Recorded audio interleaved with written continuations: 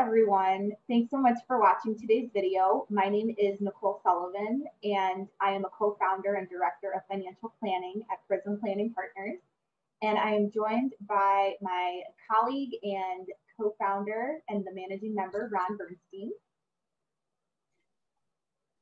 Thank you, Nicole. I really appreciate it. We're really excited here to spend some time with you this morning and kick off the new year. And there's just a lot going on here. It's been a year and it's only been a few days, and we're excited to be here with you today.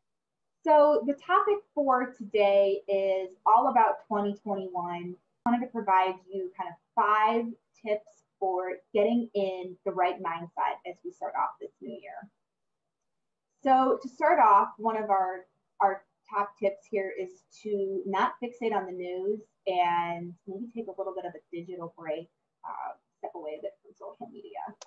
Yeah, and I'd like to touch on this one if I can, because I think we're all guilty of it, especially with recent events that we're experiencing, with the transition of power in Washington, as well as the ongoing pandemic as it's occurring, and it's very hard to get away from it. Plus, I mean, we have so many mediums in which to fixate on, not only through the use of our smartphones, but additionally just the newsreels that pop up periodically. And I just know that we are all up against it because we're fighting a battle with major media that very often is using negativity as a tactic to draw eyeballs, and in doing so, by raising viewership, we know what happens. It really becomes a situation where that helps ratings, and it totally is, and it can be so consuming. You can't turn on the news to hear the weather report without hearing some of this negativity, it seems.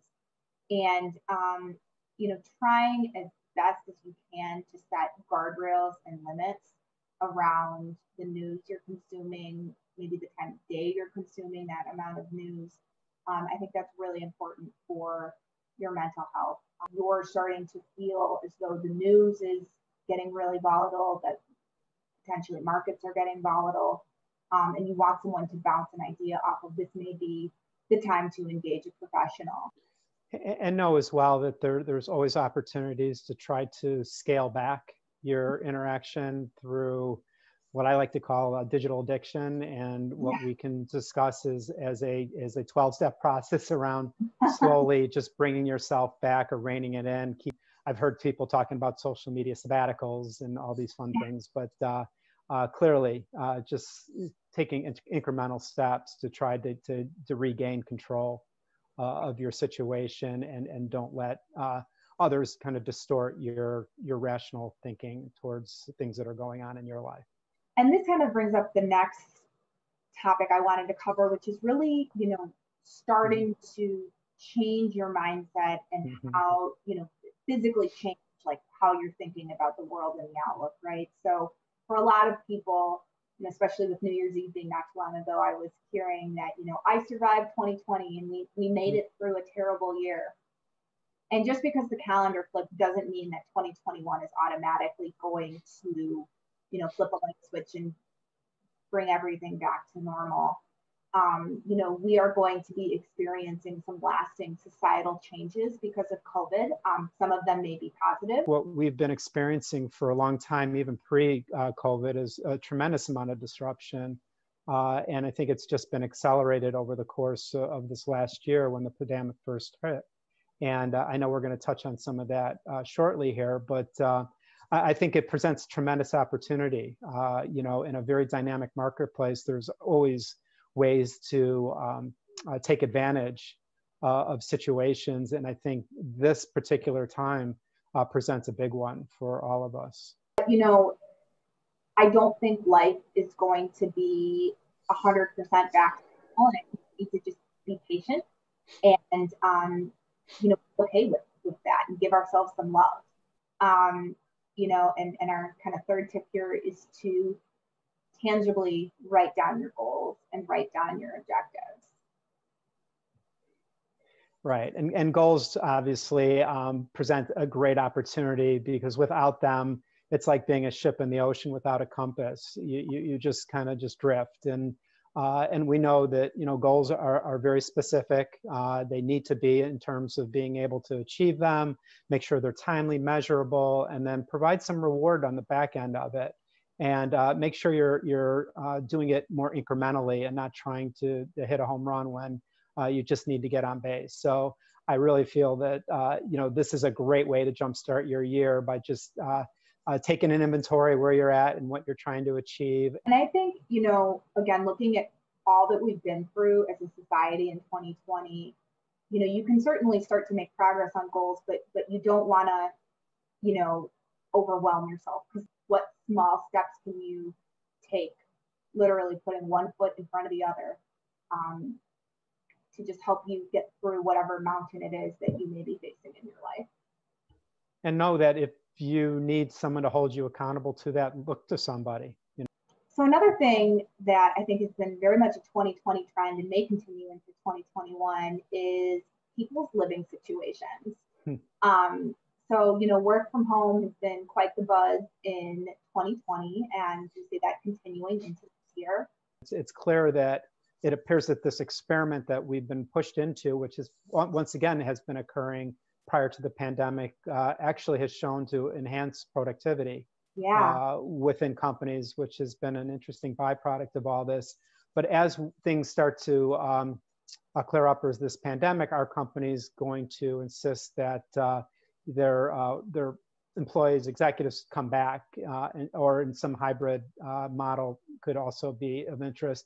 But as it relates to living arrangements, that, if you have some area in which you can dedicate, office space to for yourself, that is something that needs to be considered and how that can be retrofitted.